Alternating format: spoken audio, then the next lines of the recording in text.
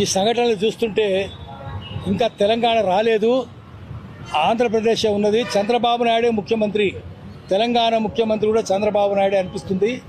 చంద్రబాబు నాయుడు 60 కొమ్ముల 20 కోరల ఘోర క్రూర కర్కోటకుడు, ఎంత దుర్మార్గుడో మనకు తెలిసిందే. తెలంగాణ ఉద్యమం సమయంలో ఏం జరిగింది, ఎందుకు ఆయన ప్రపంచ బ్యాంకు పెద్ద జీతగాడు అని ఎందుకన్నారు?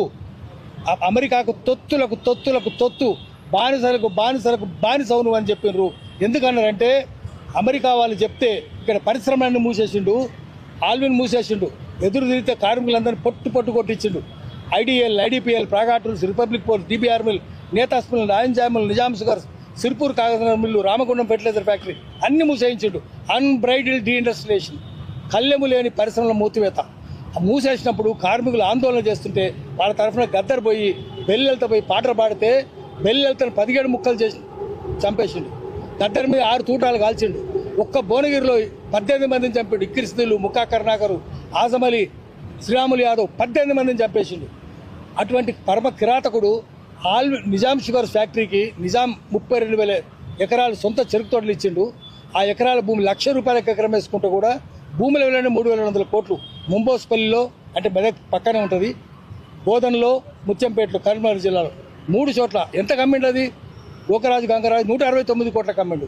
కార్మికులందరూ ఆందోళన చేస్తే 3 జిల్లాలు నాశనమై ఆందోళన చేస్తే కార్మికులను పొట్టు కొట్టించిండు. 3 జిల్లాల్లో రైతులను కొట్టించిండు. అటువంటి కిరాతకుడు మళ్ళీ ఇప్పుడు తెలంగాణకు వచ్చిండు. తెలంగాణ పరిపాలన చేస్తుంది ఈరోజు చంద్రబాబు నాయుడే. కర్కోటకుడు చంద్రబాబు నాయుడు. పోలీసులు వచ్చి మళ్ళీ అదే పని చేస్తుండ్రు. నయం లేడు, నయం లేనేలేడు. పోలీసు వాళ్ళు వచ్చేసింది. చంద్రబాబు నాయుడు చెప్తే చేసిండ్రు. నయంను బెదిరించి నువ్వే ఒప్పుకోరా అన్నారు. నయం ఏం మాట్లాడలేదు. ఇప్పుడు కూడా పోలీసు వాళ్ళే చేస్తుండ్రు. అందుకని నయంను సృష్టించిన చంద్రబాబు నాయుడు తెలంగాణలో అడుగు పెట్టడానికి వీల్లేదు. వారి పేరు చెప్పొద్దు. ఎవరైనా చంద్రబాబు నాయుడు గురించి మంచిగా మాట్లాడితే వారి నాలుకను యాసిడ్ పోసి కడగాలి, మామూలుగా అడగొద్దు. నాలుక పోతుండొచ్చు, మొత్తం పోవాలి కూడా. అందుకని చంద్రబాబు నాయుడు తెలంగాణకు రానియొద్దు, అడుగు పెట్టవచ్చు. వాడు మన తెలంగాణ చేసింది ఆందోళన ఏంటంటే రాజకీయ పెత్తనం, పొలిటికల్ పోలీసింగ్ చేసింది. అది చేయడం కోసం థాట్ పోలీసింగ్, ఆలోచన మీద పెత్తనం చేసింది. తెలంగాణ ఆలోచన మీద కల్చర్ పోలీసింగ్ చేసిండ్రు, లాంగ్వేజ్ పోలీసింగ్ చేసిండ్రు. ఇప్పుడు ఇడుపు కాగితం వస్తే లాంగ్వేజ్ పోలీసింగ్, భాష మీద పెత్తనం చేస్తున్నారు. మనం ఇదే కాదు, అన్ని విషయాలు చూస్తున్నాం. పవన్ కళ్యాణ్ అనేవాడు చదువు లేదు, శీలం లేదు, సంస్కారం లేదు, తాగుబోతు, వాగుబోకు, వదురుబోతు. వీళ్ళు ఆ తెలంగాణ గురించి మాట్లాడేది, భాష గురించి మాట్లాడేది. అందుకనే తెలంగాణ ప్రజలు లాఠీ లేపాలి. వాడు లూటీ చేస్తున్నాడు. ఇప్పటికి పరిశ్రమలన్నీ వాళ్ళే, సినిమాలన్నీ వాళ్ళే, డిస్ట్రిబ్యూటర్స్ అందరూ వాళ్ళే. ఇప్పటికి ఈరోజు జరిగేది కూడా అది. డైరెక్టర్లు కూడా వాళ్ళే, కంపెనీలన్నీ వానియే, మా ఫార్మా కంపెనీలు వానియే, స్కూళ్ళు వానియే, అదేవిధంగా ఇది హాస్పిటల్ కూడా వాళ్ళే. మొత్తం వాళ్ళ పరిపాలన ఉన్నది.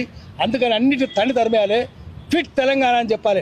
మళ్ళీ ఇప్పుడు స్లోగన్ మనం వేయాల్సింది క్విట్ తెలంగాణ, తెలంగాణ చోటుకే జావు అని చెప్పాలి. దానికోసం వాళ్ళు లూటీ చేసే వాళ్ళందరూ మళ్ళీ లాటరీ లేపాలి. లాటరీ లేపడానికి మళ్ళీ తెలంగాణ మళ్ళీ లేపాలి. ప్రజల తెలంగాణ తెచ్చుకోవాలి, ప్రజాస్వామిక తెలంగాణ తెచ్చుకోవాలి. దానికోసం దొంగలను తరిమేయడం కోసం మళ్ళీ లాటరీ లేపుదాము, మళ్ళీ అందరిని ఏకం చేద్దాము. ఏకం చేసి ప్రజల తెలంగాణ తెచ్చుకుందాం.